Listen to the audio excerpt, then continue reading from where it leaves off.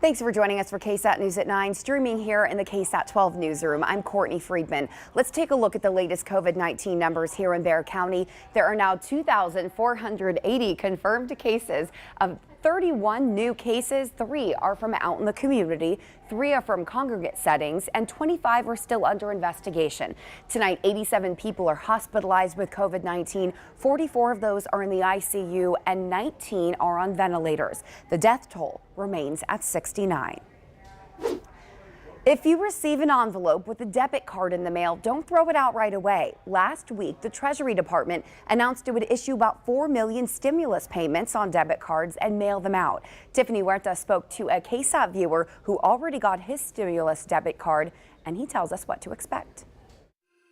They looked like an ordinary bank ad with a generic card in it. When Joe Williamson got this envelope in the mail, he thought it was junk and almost threw it away. It ended up being a card with a computer chip, and it had it had my name on it and the number, and I said, wow, this is different. But the debit card was real. Ended up being the stimulus money. The IRS says some payments may be sent on a prepaid debit card known as the Economic Impact Payment Card. But how do you know if the card is legitimate? The card will arrive in a plain envelope from Money Network Cardholder Services. Some other things to look out for is your name, and on the back of the card, the name of the issuing bank, MetaBank. There will also be information included with the card. We've seen a lot of calls come through saying, is this legitimate? Is it real? The regional director of the Better Business Bureau says because this is so new, it can open the doors for scammers. We see many opportunities where scammers will take advantage of a situation and they'll seize the opportunity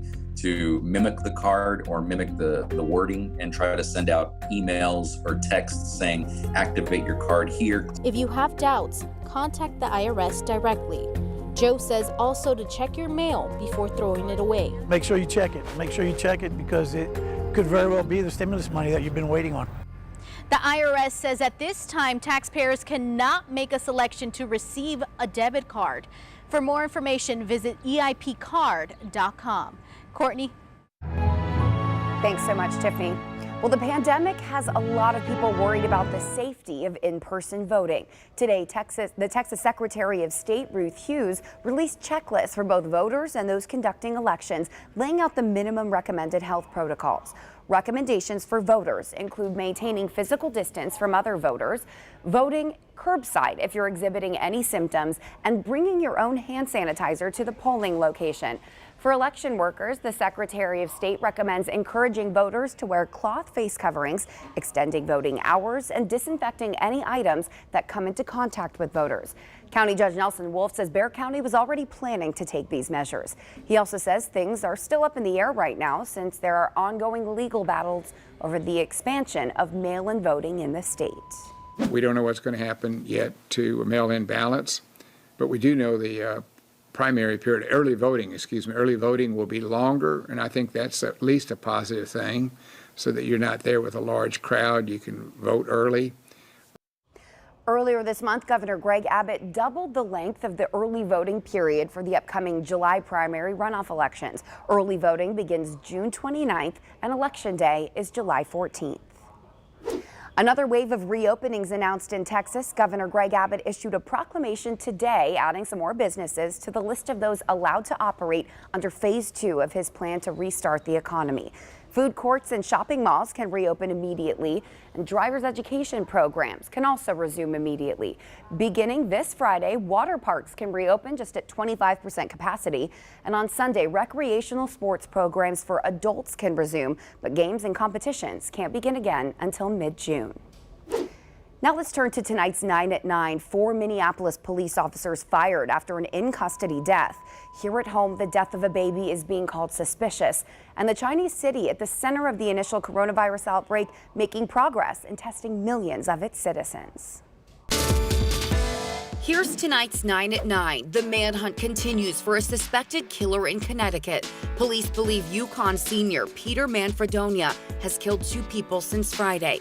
An attorney for his family says Manfredonia has long struggled with mental health issues. Hey, Peter, from your parents, we love you. Please turn yourself in. San Antonio police investigating the death of an infant who they say died under suspicious circumstances at a Northside apartment this morning. The 3-month-old was found unresponsive at an apartment complex on Stone Oak Parkway near Sonterra Boulevard. The boy's mother is considered a suspect. Police say she called 911, saying her baby was not breathing. Paramedics were unable to resuscitate him. Prior to that 911 call, neighbors reported hearing screaming coming from the apartment. A confrontation in Central Park caught on camera causing outrage today. Video shows a white woman threatening to call police after a black man asked her to put her dog on a leash. Please call the cops. I'm going to tell them there's an African-American man threatening my life. Please tell them whatever you like. The woman, identified as Amy Cooper, has been fired from her job at Franklin Templeton. The investment management company tweeted in part, quote, "We've made the decision to terminate the employee involved effective immediately. We do not tolerate racism of any kind," end quote. Cooper has apologized, saying she's not a racist, she was just scared. 4 Minneapolis police officers involved in the arrest of a man who died in police custody have now been fired. The firings come a day after a video was released showing the man saying he could not breathe as an officer knelt on his neck. When you hear someone calling for help, you are supposed to help. This officer failed in the most basic human sense. Police say they confronted the man about an alleged forgery at a grocery store and that he resisted arrest. The FBI is taking the lead in the investigation. In Wuhan, China, the original epicenter of this pandemic, officials say more than 6 million of 10 million residents have now been tested, part of an extraordinary push over the past week or so to try to contain a potential new outbreak. After a 76-day lockdown earlier this year, the mass testing was ordered after a small number of new asymptomatic cases were discovered. AMTRAK is asking for additional federal funding to keep trains rolling at minimum service levels. AMTRAK submitted a letter to Congress seeking just under $1.5 billion for fiscal year 2021. That's in addition to the $2 billion already requested. Before the pandemic, 2020 was posed to be the first break-even year in the company's history. A Georgia woman shocked after a turtle smashes into her windshield while she was driving. He's stuck there and he's alive. Oh my God. And I'm not gonna lie, I thought it was an alien because the legs dropped out. You know what I mean? And that freaked me out. She believes another driver must have run over the turtle, sending it flying. The turtle was taken to a wildlife center for treatment, but unfortunately died. About 60 mammoths and the remains of 15 humans from the pre-Hispanic era were discovered at the construction site of a new international airport in Mexico State. The National Institute of Anthropology and History of Mexico has opened an exploration of the land where the airport will be. According to the institute, the mammoth remains belong to a species abundant in North America during a geological era that ended 12,000 years ago. A new study from the University of Colorado proposes an orbital use fee to apply to every new satellite placed in orbit to reduce collision risks in space. There are thousands of objects traveling around Earth in low orbit. Some of them are working satellites and others are non-functioning space debris, like old satellites and remnants of rockets. Researchers suggest implementing a tax on orbiting satellites as an incentive to deorbit their satellites when necessary and ultimately reduce the amount of debris floating in space. To read more about these stories, head to KSAT.com. All right, we have Sarah Spivey with us. You guys are learning a lot more about that EF1 tornado that touched down in San Antonio. We are. The National Weather Service, they went ahead and conducted a survey yesterday from Sunday night storms. There was a lot of straight line wind damage all across northern Bexar County, but there was one area in particular where they decided, yep, there was a tornado. So we're going to talk about that. It was in the Wild Horse subdivision, which is on the city's northwest side. And that tornado, honestly, it only lasted for about a minute and the path was only for half a mile. It started off near, this is the name of it, Flying Fury Road. That's where it started, in that cul-de-sac there, and ended up traveling about half a mile, actually 48/100ths of a mile up toward Palomino Path, and that's where most of the damage was, where there was estimated winds of 100 miles per hour. The maximum path width was only 50 yards. Again, this was a typical squall line tornado where you see a quick spin up along a much larger path of straight line wind damage. And the National Weather Service did determine that all along 1604 up to La Cantera, that's where most of the straight line wind damage was, of up to about 70 plus miles per hour. But again, that EF1 tornado was determined to be moving through that Wild Horse subdivision. Now today was fairly quiet. We did have one storm on the east side of Bexar County that did produce some small hail, but at the airport today, no rain. 87 degrees for the afternoon high temperature, a little bit cooler than seasonably average. A very nice day other than that one isolated storm. And we have got an interesting weather setup in play because we've got another chance for strong to severe storms tomorrow, all because of this low pressure system. It's closed off near the Dallas-Fort Worth area. You can notice that it's been swinging around pieces of energy and showers and storms around that. Well, tomorrow we're going to kind of be under the gun for those isolated to scattered storms. Notice that there's an enhanced risk for severe weather tomorrow, mainly up near Austin. That's that orange color there. And for areas like Kendall County and Comal County, so we're talking Canyon Lake and areas like Sisterdale and parts of northern Kendall County. That's that main bullseye. San Antonio, not out of, it's going to be severe there too, potentially. So we're going to have to watch that. Here's a look at the futurecast. Now, most of the rain and storms will start up near the Dallas area, but after dinner, we'll likely see some storms up in the hill country. That's when we'll follow those storms as they attempt to make it to San Antonio. If they do, they could become strong or severe. So here's what we've got for tomorrow. Waking up, 67 degrees. It's actually going to be mostly sunny for most of the day, 91, but in the evening we'll be paying attention to the storms. Not everybody is going to be getting storms. It's not going to be like Sunday night by any means, but we will carry that chance for storms into the late evening and overnight hours. Then we'll only see isolated rain in the forecast just about every day. So Courtney, it's not going to be as stormy as it recently was, which is good news. We've seen over 4 inches of rain for the month of May at the airport alone. Yeah, we were talking about it being dry. So this is what we got. This is what we got. All right. Thank you so much. Of course. Stay with us. We'll be back in just a minute.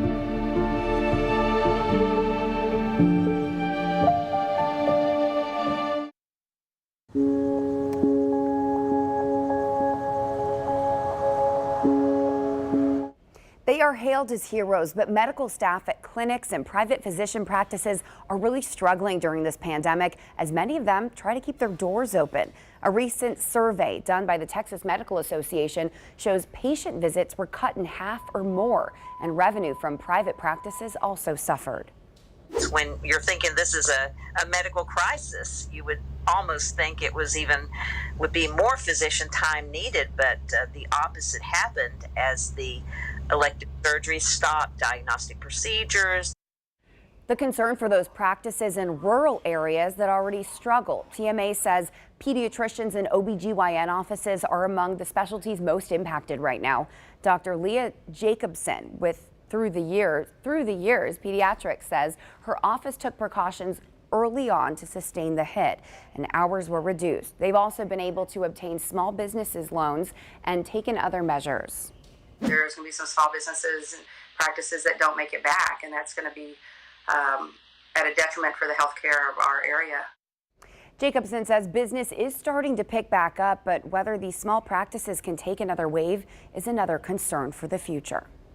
Turning to tonight's top stories here at home, a court case backlog. More than 2,000 felony cases on district court dockets are now on hold due to COVID-19, and the list is growing daily. In mid-March, a moratorium on jury service was ordered due to concerns over the spread of COVID-19.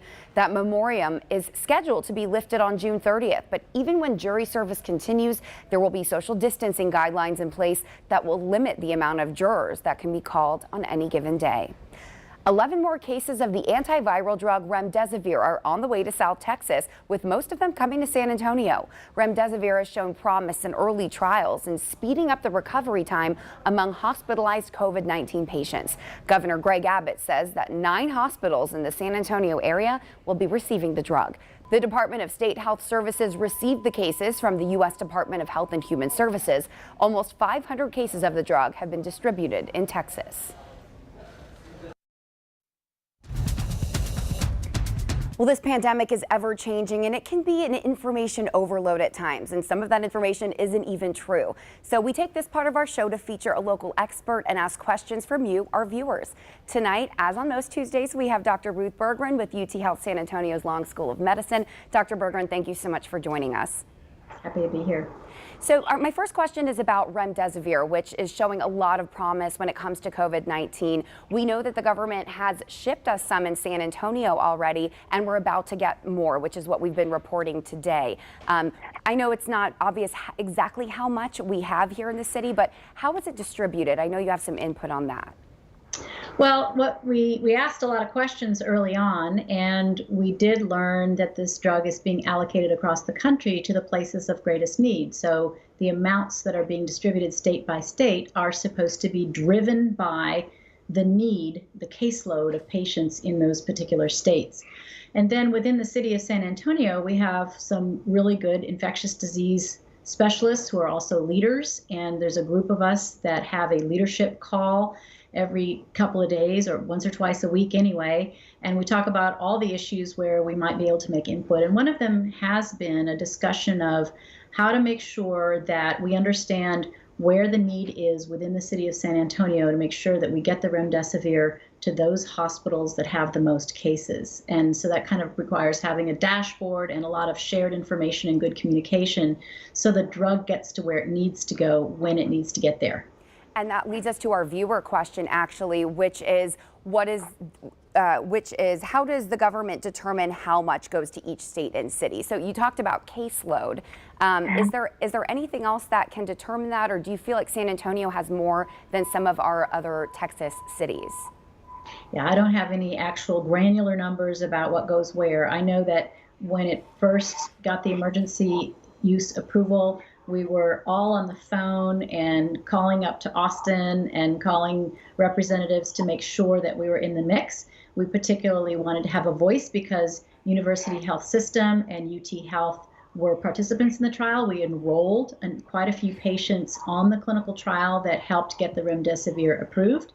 And after our calls, we learned that a great effort was being made to distribute the drug according to where there was need, and that meant numbers. Now, you know, we've been flattening the curve here in San Antonio. Hooray, that's good. That means that we're not going to get the largest loads, but we have been getting remdesivir because we do have cases, and we're ready to use it properly. Flattening the curve, always a good thing here in San Antonio. We've been great about that. Need to keep it up. All right, so let's move to a different drug, hydroxychloroquine, which has been a huge issue when people talking about, you know, there's obviously been some conflict with this. The World Health Organization actually just pulled its study on this. We have a lot of viewer questions. So our viewer question is, what is the biggest concern with hydroxychloroquine? Well, first of all, a huge trial. This is actually a retrospective look at multiple hospitals, over 600 hospitals in multiple countries, provided data on 81,000 COVID patients who didn't get any hydroxychloroquine and roughly 15,000 who either got hydroxychloroquine or chloroquine plus or minus the antibiotic azithromycin. So that's comparing 81,000 who didn't get anything to 15,000 who did. That's a really powerful number that can get you some important statistical significance. And what we found is that clearly mortality is increased, and it seems that some of the mortality is related to toxicity of the heart. So the virus itself affects the heart muscle and causes a lot of inflammation there. And then in addition, chloroquine or hydroxychloroquine can cause heart rhythm abnormalities and can themselves, those drugs themselves can be toxic to the heart muscle. So when you get that combination of a drug that can do it by itself and a virus that's causing problems in the heart muscle, that is a bad combination, and the numbers speak for themselves. Yeah, absolutely. And thank you for that, explanation. I feel like that's been a lot of confusion about that. We're talking one side of this is treatment. The other side, though, is reopening the economy. And that's been something that has been so debated. How quickly do we do this? Obviously, it was just Memorial Day weekend, people crowding areas. And then on the day-to-day basis, we're seeing quite a few people out there. Our viewers want to know from the experts, do you think there are too many people out right now on a daily basis? So it just depends on what you're doing when you go out. Please understand that we want doctors and people who understand health and the relationship between health and economic prosperity. We want the economy to function. It is very critical that the economy function, but we have to do it in a new way. And that means when you go out, you wear a mask. It means you respect the guideline to socially distance and do stuff outdoors as much as you possibly can. Being outdoors decreases your risk, but if you crowd up next to each other, touch each other, pass cans of beers back and forth, don't wash your hands, then you're going to ramp that risk back up. The benefit of being outdoors goes away if you're crowding. So this can be done. I have personally been going to stores. I've gotten my hair cut. I had to go and get my car inspected today, but I know that I'm behaving differently. I'm hand sanitizing when I get in and out of my car. I'm putting my mask on and I'm respecting the space around other people. So we can do our business. We just have to respect each other and take care of each other. And just tell yourself, instead of having a negative feeling, being offended by having to wear a mask, think about this is one thing that I can personally do in the world to try to help us all fight COVID-19. And at San Antonio, we've always been a helpful community, and we've seen that with our flattening of the curve. So that's really positive. Yeah, and we need to keep it up. Yeah. Is there anything else that you'd like to add? Any last thoughts before we go? Well, I do want to say that I am encouraged that the remdesivir drug got emergency use approval. I'm happy that we're getting it. Don't think it's a cure. It definitely reduces mortality. It reduces the time to recovery from about 15 days down to 11 days. Mortality rate went from something close to 12% down to 7%. So that's not eradicating mortality from the virus, but it's definitely reducing it. And that gives us hope because there's a lot of people that will be helped by this specific drug. But I guarantee you we're going to get more drugs. We're going to get drugs that will be added to that drug, and we're going to get better drugs. So I have a lot of hope, and stay tuned, but look carefully at the data, look at the science, and follow the science. Dr. Ruth Berggren from UT Health San Antonio's Long School of Medicine, thank you so much for being with us. Happy to be with you. We'll be right back.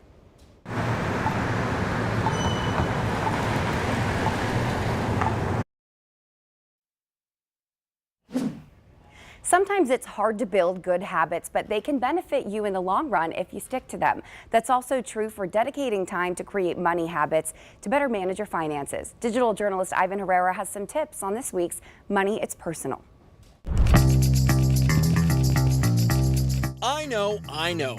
Every week I give you some tips on how you can improve your finances, but those tips won't be effective if you don't make a habit out of them. So, the Consumer Financial Protection Bureau has some tips to help you manage your money by creating better habits. First, only apply for credit when you need it. A good credit score is important for your financial well-being, so one way to get and keep a good score is to only apply for the credit you need.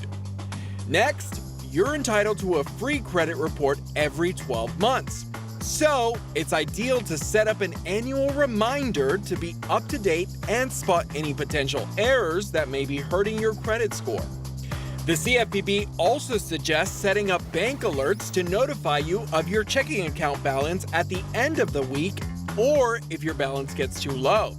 This can protect you from incurring any overdraft fees. If you have a financial emergency and you can't make the bills this month, act fast and call your creditors. Missing a bill payment may have negative financial impacts, so it's best to call your lenders or creditors before your due date to see what your options are. Lastly, when you're shopping for a loan, get quotes from at least 3 lenders. The CFPB says one of the best ways to save money on a loan is to shop around and get estimates to compare terms and fees. For The 9, Ivan Herrera. And we have a list of those tips from the Consumer Financial Protection Bureau on our website right now. Just head to ksat.com/news at 9. And if you have any money questions of your own that you'd like to submit, you can do so at the bottom of that article. Hey, what's up, guys? Time to check out some stories that are trending tonight on KSAT.com. And we start with the World War II era airplanes that flew over San Antonio for Memorial Day to honor those servicemen and women that have lost their lives in battle. So we've been telling you a lot about these planes, just how cool it was to actually see them fly over the area. Of course, the Thunderbirds did the same thing about a week ago. And now we have a bird's eye view from one of the cockpits. So this is really cool. It really kind of shows you how low they were to the ground as they were flying over the city. It's a really interesting point of view, and it really kind of shows you like just how cool it was to be in this situation. If you want more information on this story, you can head over to ksat.com. Again, these were the Lewis Air Legends and of course the city of San Antonio that hosted these airplanes to fly over the area. Again, it was for a great cause, so if you want to check out the video is really neat. Head over to ksat.com. They traveled, of course, from Fort Sam, Houston National Cemetery to the northwest side and all over parts of the city. So again, another really great way to check out this video. Check it out on our website. All right, moving on here. Next story. This is kind of interesting. It happened over the past couple of days. The NBA is trying to figure out how it's going to return. Apparently, they're going to play these games now in Disney World. They're going to be playing at the ESPN Wide World of Sports complex, and now they're coming up with kind of some ideas of how this is going to happen, and they've proposed kind of a World Cup style return to play. So it would be the top 20 teams. This is just a proposal right now, nothing official. And looky here, the Spurs, they are the 20th best team in the league right now. It's still weird to say that they're the 20th best team. They used to always be like top 5. So they're 20, so they would make the cut here. It would possibly extend their winning streak, or not their winning streak, their playoff streak for another season. But some very interesting information here, how this would all be broken down. You could go over to our website and check out how all that stuff, how all of it looks. Again, by the end of July, I think is when they really kind of want to start playing. So that will be very interesting to see. All right, last story of our trending segment. Okay, so chances are maybe, if you're single, the coronavirus has really wreaked havoc on your life. Meeting people is apparently pretty tough nowadays. Well, this San Antonio place wants to help you out. They're hosting a social distance speed dating event. So this is going to take place May 30th, and tickets are limited, of course, because they still want to practice social distancing and have all the same, safety and health guidelines. So you have to be 21 and over. Tickets are $10. And this is taking place at the Good Kind Southtown. So this is where there's this social distancing speed dating action is taking place. I imagine it'll be pretty interesting to see what goes on out there, see how that works out. But if you want to kind of revamp your dating life a little bit, if you're single and you know what, you've just been cooped up in the house, in the apartment for way too long, just want to get out there, here's a good way to get some human interaction. Check out this story on our website. That is what is trending tonight. You guys have a great night and stay safe.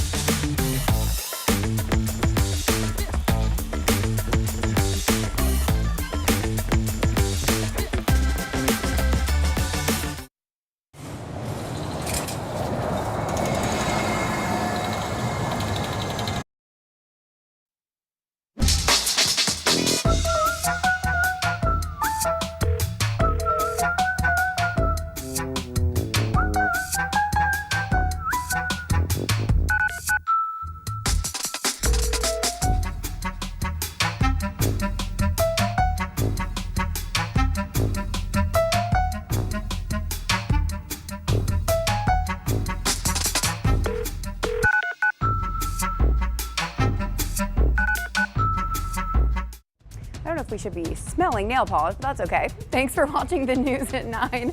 The Night Bee starts at 10. We'll see you then. Have a great night.